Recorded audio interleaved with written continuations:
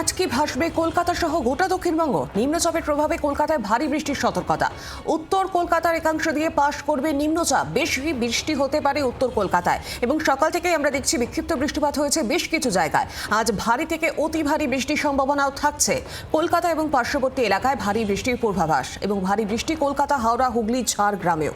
দুই মেদিনীপুর, দুই চব্বিশ পরগনায় ভারী বৃষ্টির পূর্বাভাস। এবং এর পাশাপাশি আজ আর কি আপডেট থাকছে আমাদের সঙ্গে সরাসরি রয়েছেন আমাদের প্রতিনিধি অয়ন ঘোষাল। অয়ন, তুমি যেমনটা জানিয়েছিলে বৃষ্টির পূর্বাভাস আমরা সেরকমই দেখছি।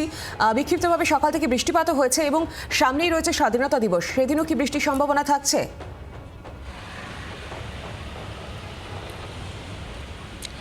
তোমার এই প্রশ্নের উত্তর দেওয়ার আগে যেটা বলি সেটা হচ্ছে দক্ষিণ চব্বিশ পরগনা এবং পূর্ব মেদিনীপুরে কোন কোন এলাকায় এখনো পর্যন্ত 100 মিলিমিটারের বেশি বৃষ্টিপাত হয়েছে এটা আগে দর্শকদের জানিয়ে রাখা দরকার।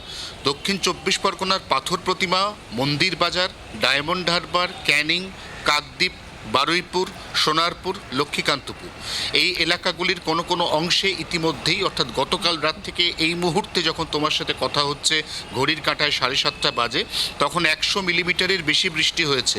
পূর্ব মেদিনীপুরের মঠচণ্ডীপুর থেকে শুরু করে মন্দারমণি, দীঘা, তালসারি, শঙ্করপুর সহ বিস্তীর্ণ এলাকাতে ইতিমধ্যেই 100 মিলিমিটারের বেশি বৃষ্টি হয়েছে।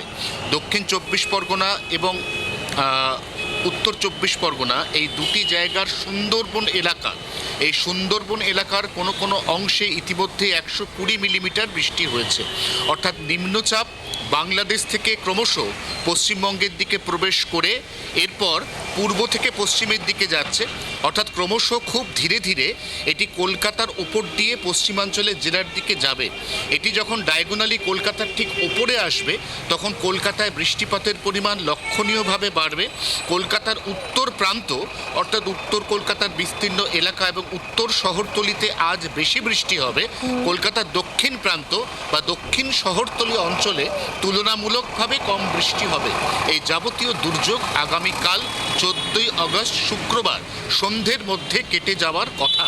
অতএব স্বাধীনতা দিবস 15ই আগস্ট সেখানে দক্ষিণবঙ্গের আবহাওয়া মোটের ওপর অনেকটাই স্থিতিশীল বা নিয়ন্ত্রণে থাকবে, কিন্তু সমস্যা বাড়বে উত্তরবঙ্গের ক্ষেত্রে।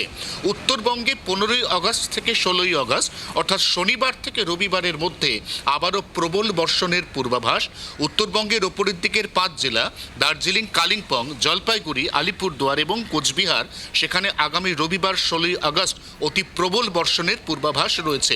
অর্থাৎ দক্ষিণে যখন পরিস্থিতির উন্নতি হবে তখনই উত্তরবঙ্গে পরিস্থিতির অবনতি হওয়ার আশঙ্কা একেবারেই এড়িয়ে যাওয়া যাচ্ছে না। তার কারণ আলিপুর আবহাওয়া দপ্তরের পূর্বাভাস অন্তত সে কথাই বলছে। ধন্যবাদ তোমাকে অয়ন।